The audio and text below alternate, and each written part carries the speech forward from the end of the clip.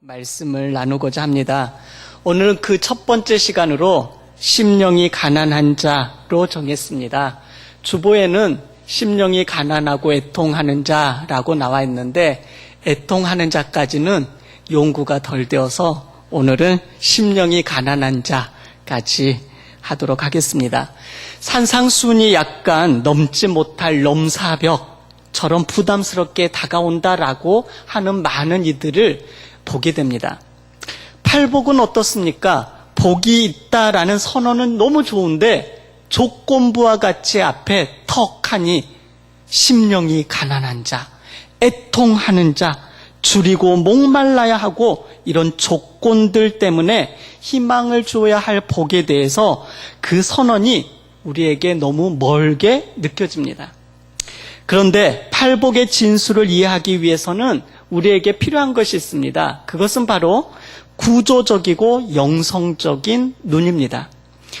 마태복음 5장부터 산상수훈이라고 합니다. 5장, 6장, 7장. 그런데 5장을 잘 이해하려면 그 앞에 있는 4장하고 5장의 구조가 어떻게 연결되었는지를 좀 살펴보면 훨씬 더 이해하기 쉽습니다. 4장에서 예수님은 성령에 이끌려 광야로 들어가십니다. 누구에 이끌려서요? 맞습니다. 마귀에 이끌려서가 아니라 성령에 이끌려서 광야에 들어가십니다. 그런데 광야에서 마귀는 떡, 명예, 권세를 가지고 예수님을 시험하고 유혹합니다. 예수님은 하나님의 말씀으로 물리치시죠. 그런데 마귀가 제시한 복이 어떤 것들이었다고요? 떡, 두 번째요? 명예, 세 번째? 권세. 그런데 일반적으로 저와 여러분들 세상 모든 사람들이 떡, 명예, 권세, 일반적으로 이것들을 다 좋아할까요? 안 좋아할까요? 좋아하죠. 이런 것들을 가지고 있는 사람들 향해 복 있는 사람이라고 말을 합니다. 그런데 예수님께서는 이 복을 물리치셨습니다. 예수님은 복에 대한 가치관을 시험받았고 이 복이라고 하는 가면을 이 4장에서 완전히 벗겨버립니다. 많은 세상 사람들은 돈이 있고 물질이 많고 명예롭고 권세도 가지고 있으면 와, 저 사람 복 받은 사람이야. 참 저 사람 너무 부러운데 라고 하지만 주님께서는 그게 복이 아니다라고 하면서 그 가짜 복의 가면을 벗겨버립니다. 그게 4장의 모습이죠. 그리고 4장의 시험을 통과하신 예수님께서 5장에서 이제 말씀하십니다. 바로 진정한 복, 하나님 나라의 복에 대해서 말씀하십니다. 팔복은 광야의 시험을 넘어서고 인기와 명예의 복을 넘어선 예수님께서 자신을 따라온 무리를 포함한 제자들에게 선포하신 말씀입니다. 산상수훈의 말씀을 듣고 있는 대상이 누구입니까? 1절과 2절을 우리 한번 읽어보도록 하겠습니다. 예수께서 무리를 보시고 산에 올라가 앉으시니 제자들이 나온지라 입을 열어 가르쳐 이르시되 이 무리들이 나오고 제자들이 나오죠. 이 무리들은 어떤 무리들일까요? 마태복음 4장 바로 5장이 시작되어지기 전에 23절로 25절에 나오는 무리들로 생각하시면 됩니다. 예수님께서 온 갈릴리에 두루 다니시면서 회당에서 가르치셨습니다. 천국 복음을 전파하셨죠. 그리고 백성 중에 너무나도 약하고 모든 병을 고치자 그 소문이 퍼져 수리아 지역까지 많은 사람들이 그렇게 소문을 듣게 되고 그쪽에 있는 병든 자, 약한 자, 아픈 자, 공고한 자들도 또 주님에게 함께 찾아옵니다. 25절에 보면 갈릴리, 데가볼리, 예루살렘, 유다와 요단강 건너편의 수많은 무리들이 예수님을 찾게 되는 것을 보게 됩니다. 지금 이 5장에 나오는 이 무리들은 너무나도 그들 대부분이 비참한 사람들입니다. 죄책감에 눌려있고 외로운 사람들입니다. 불치병에 걸려있는 많은 이들이죠. 염려, 걱정에 찌든 사람들입니다. 불안에 시달린, 그렇게 시달리고 있는 사람들입니다. 예수님 당시에 이러한 사람들, 대부분 이러한 사람들을 어떻게 생각하고 있었냐면 그 무리의 사람들을 많은 사람들이 이렇게 생각했습니다. 하나님의 율법을 잘 지키지 못해서 저주를 받았다.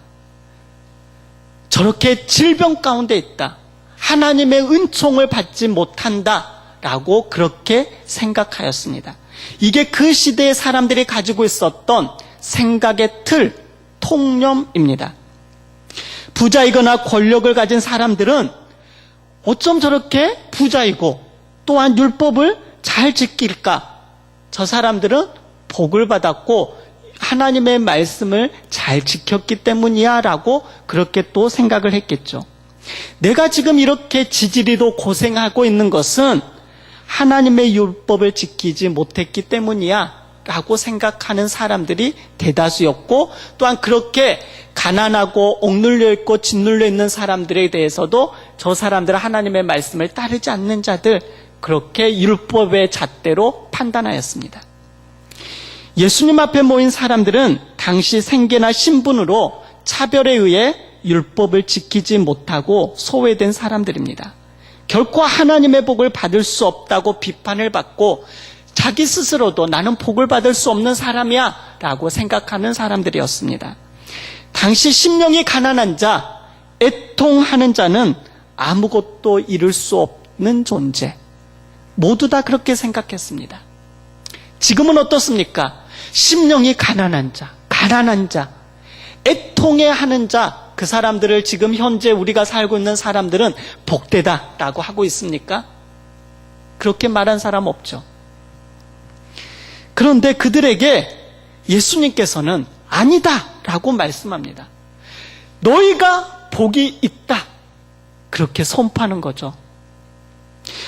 심령이 가난한 사람들에게 복이 있다, 애통하는 사람들에게 복이 있다, 온유한 자는 복이 있다, 의에 줄이고 목마른 너희가 복이 있다, 경멸당하고 핍박당하는 너희가 복이 있다, 이렇게 주님께서는 확정 지으십니다. 그들이 가지고 있는 생각의 틀, 완전히 주님께서는 바꿔놓으십니다. 예수님 당시에 사람들이 가지고 있었던 생각의 틀, 패러다임을 완전히 바꿔놓으시죠. 우리가 가지고 있는 생각의 틀, 패러다임은 어떻습니까? 그 패러다임이라는 말은 한 시대를 지배하는 과학적인 인식, 이론, 관습, 사고, 관념, 가치관, 이것들을 통합으로 다 합해놓은 걸, 총체적인 것을 패러다임이라고 말하죠. 그러니까 그 시대의 패러다임을 읽으면 그 시대 사람들의 사고와 개념과 어떤 거에 마음을 집중하고 있는지가 한눈에 볼 수 있는 거죠. 저와 여러분은 어떻습니까? 우리가 가지고 있는 복의 개념, 우리가 가지고 있는 그 복의 개념은 어떻습니까? 돈, 명예, 권세, 이런 것들을 가지고 있는 사람들이 존귀해 보이고 나도 그렇게 되고 싶고 그런 사람이 복 있는 사람이라고 믿고 있지는 않습니까? 나도 그렇게 살아보고 싶다. 나도 저 사람처럼 돈 걱정하지 않고 마음껏 누려보고 싶다. 많은 사람들이 나를 인정해주고 우러러 봐주는 그런 위치에 있고 싶다. 나에게 권세가 있다면 그런 권세를 한 번쯤 사용해보고 싶다. 그런 부러운 마음이 있지는 않습니까? 그런 마음이 복된 사람이다라고 우리가 생각하고 있다면, 그런 사람이 복받은 사람이라고 우리가 단정하고 있다면 우리의 패러다임은 주님의 그 가치관과 견주어 보았을 때 잘못되어져 있다는 거죠. 우리가 그리스도인이 되었는데도 여전히 우상주의자들의 패러다임을 가지고 있습니다. 세례받고 매주일 예배에 참석하고 있음에도 불구하고 여전히 우리가 가지고 있는 생각, 가치관, 신념, 마음의 중심은 주님의 생각과 일맥상통한 것이 아니라 세상의 패러다임을 그대로 가지고 살아갑니다. 그것은 세상 철학을 가지고 살아가는 거죠. 자본주의, 현세주의, 물질주의, 출세주의 이러한 것들을 가지고 있는 그 통념 안에 갇혀 있는 거죠. 겉은 예수님을 믿는 사람인데 우리가 살아가는 삶의 방식이나 그런 어떤 마음의 규칙이나 불허하는 그 모든 것들은 다 세상 사람들이 가지고 있는 가치관을 가지고 있는 거죠. 이 시간 주님께서는 진짜 복에 대해서 말씀하십니다. 3절입니다. 심령이 가난한 자는 복이 있나니 천국이 그들의 것이며. 예수님 당시에 비참한 사람들, 죄책감에 눌리고 외로운 사람들, 염려에 찌들고 불안에 시달리고 있지만 주님 앞에 나와 그 자리에 하나님의 말씀을 듣고 있는 그들을 향하여 주님께서는 심령이 가난한 자는 복이 있나니 천국이 그들의 것이며 라고 말합니다. 원문을 살펴보면 이렇게 되어 있습니다. 우선 복의 선언이 먼저 나옵니다. 우리 개역 개정판에는 심령이 가난한 자는 이렇게 시작되어지잖아요. 근데 원문은 복이 있나니 그렇게 그 단어가 먼저 시작되어집니다. 복의 선언이 먼저 나오죠. 너는 복이 있다. 복이 있으며 복이 있나니 그리고 두 번째 복의 대상 심령이 가난한 자. 복이 있나니 심령이 가난한 자. 그리고 마지막으로 복의 내용인 천국이 그들의 것이며 라는 형식으로 원문은 순서가 되어져 있습니다. 단어의 뜻과 전체적인 의미를 살펴보겠습니다. 심령이 가난한 자에 해당되어지는 가난한 자. 푸토코이라는 단어를 살펴보면 푸토코이의 원형이 푸토코스인데 웅크리다라는 뜻을 가지고 있습니다. 바로 웅크리다라는 뜻이 있는 푸토스에서 유래된 단어로 낮춘다라는 뜻이죠. 절대 빈곤의 상태를 나타내는 단어입니다. 이 말을 우리들이 조금 더 이해하기 쉽게 살펴보면 이 단어는 의지할 사람이나 재산이 전혀 없는 거지 나사로, 그리고 마지막 재산인 동전 2렙돈을 땡그랑 헌금하고 빈 털털이 과부되어져 있는 그 과부를 나타낼 때 사용되어진 단어입니다. 가진 게 없어요. 심령이 가난한 자는 이 세상의 소망을 모두 끊어버리고 오직 하나님께로부터 은혜와 자비가 채워지기를 바라는 자기의 모든 것을 포기한 겸손한 자, 그들을 가리킵니다. 그러하니 오늘 성경에 등장한 무리들, 4장 마지막 절에 등장하던 그들의 마음은 어땠을까요? 받을 수도 없고 죄책감에 눌려있으나 해결할 수 없고 먹는 것도 마음껏 먹을 수 없는, 그리고 억압과 짓눌림과 또한 같은 유대인이지만 많은 사람들 앞에서 멸시와 천대를 받고 있는 이들은 정말 가난한 사람들이었습니다. 겸손이란 자기의 모든 것을 포기한 것을 말합니다. 겸손이란 이제 내 힘으로 사는 것이 아니라 매 순간 하나님 앞에 서겠다라는 결단인 거죠. 겸손한 자, 심령이 가난한 자는 늘 하나님 앞에 서게 된 자입니다. 그런데요, 겸손한 자는 슬픈 일이 있을 때 혼자 그냥 슬픔의 마음에 혼자 빠져서 슬픔의 자리에 머물러 있는 것이 아니라 슬픔에 빠졌을 때 하나님 앞으로 갑니다. 이게 진정한 심령이 가난한 자, 복 있는 사람이죠. 부끄러운 일을 당했을 때, 그리고 죄를 지었을 때 그 절망 앞에 쓰러져 있는 것이 아니라 일어나서 하나님 앞에 나오는 것. 기쁜 일이 있을 때 기쁨을 혼자 독차지하고 그 기쁨에 못 이겨서 막 즐거워하는 것으로 끝나는 인생이 아니라 하나님 앞으로 그 기쁨을 가지고 나오는 것. 이게 겸손한 사람이죠. 이게 심령이 가난한 자, 가난한 사람입니다. 또한 이어서 복이 있다. 이 말은 예수님의 선언이며 선포이죠. 지금 본문에 나오는 무리들을 향해 그리고 제자들을 향해 복이 있다라고 선포하고 있습니다. 이 선포를 듣는 너희들은 복이 있다. 이 선언은 부유하고 권력 있고 명예가 있어야 복이 있다는 세계관을 완전히 뒤집어 놓는 거죠. 돈 있고 권력 있고 명예가 있어야 저 사람 참 복 있는 사람이야. 저 사람 하나님께 복 참 많이 받았어. 라고 생각하였던 그때 당시에 그러한 세계관을 주님께서는 완전히 뒤집어 놓는 거죠. 이 위대한 선언 앞에 복에 대한 세속적인 기준 안에서 마음과 어깨가 활짝 펴지는 그들의 무리들을 한번 상상해 보십시오. 오늘 이 본문을 통해 가난한 마음, 자신의 전부를 드리는 마음, 마음의 가난이 하나님이 우리 앞에 오시는 그 은혜의 방식임을 우리는 깨닫게 됩니다.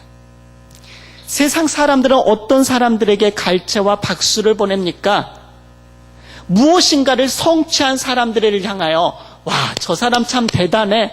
참 저 사람 진짜 복받은 사람이야. 그렇게 갈채를 보이죠.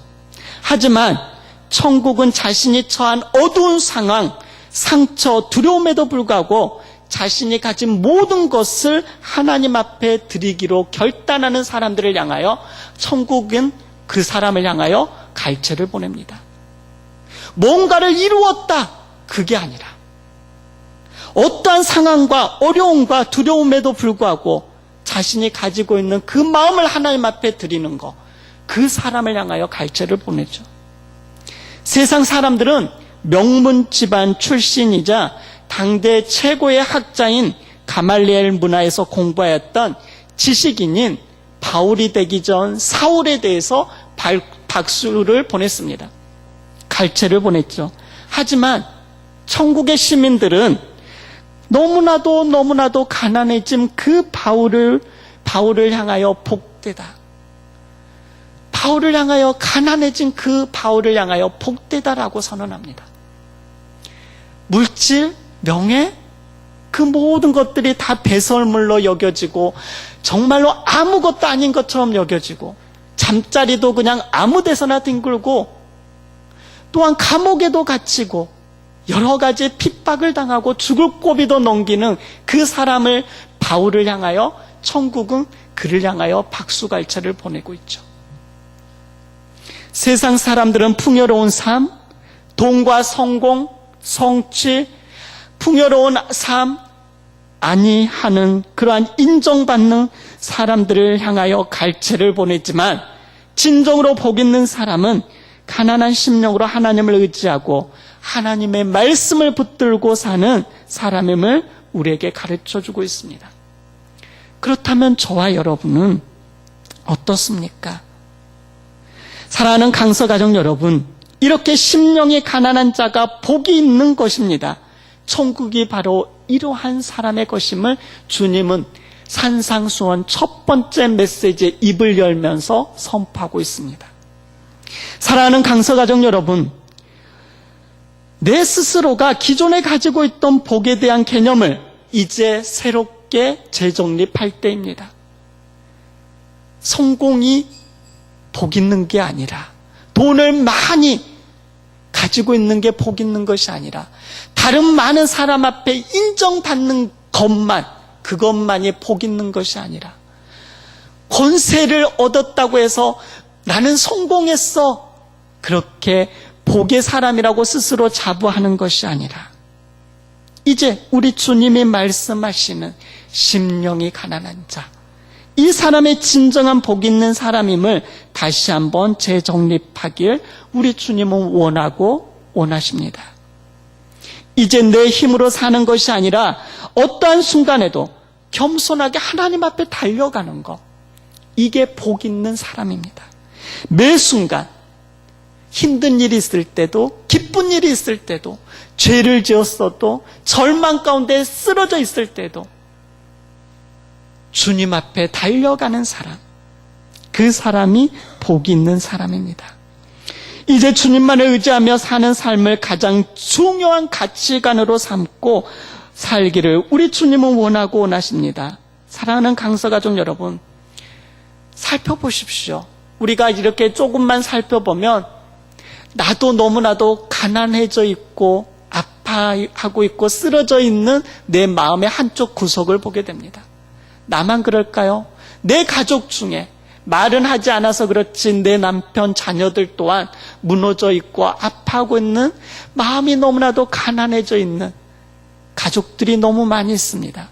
우리 이웃들, 그들에게 진정한 복에 선언하신 예수 그리스도께로 우리가 인도하면 우리 주님은 그들을 향하여서도 오늘 우리에게 선포하시고 제자들과 우리에게 선포하셨던 심령이 가난한 자는 복이 있나니 천국이 그들의 것입니다 라고 선언하실 것입니다. 우리의 가족과 이웃들 가운데 마음이 가난해져 있고 아파하고 있는 심령이 있다면 우리 주님께로 모시고 와서 이 주님의 세미한 음성을 들을 수 있도록 귀한 사역 가운데 동참하는 우리 모두가 되십시다. 주님은 이 시간 말씀 앞에 나온 우리에게 이렇게 말씀합니다. 심령이 가난한 자는 복이 있나니 천국이 그들의 것이며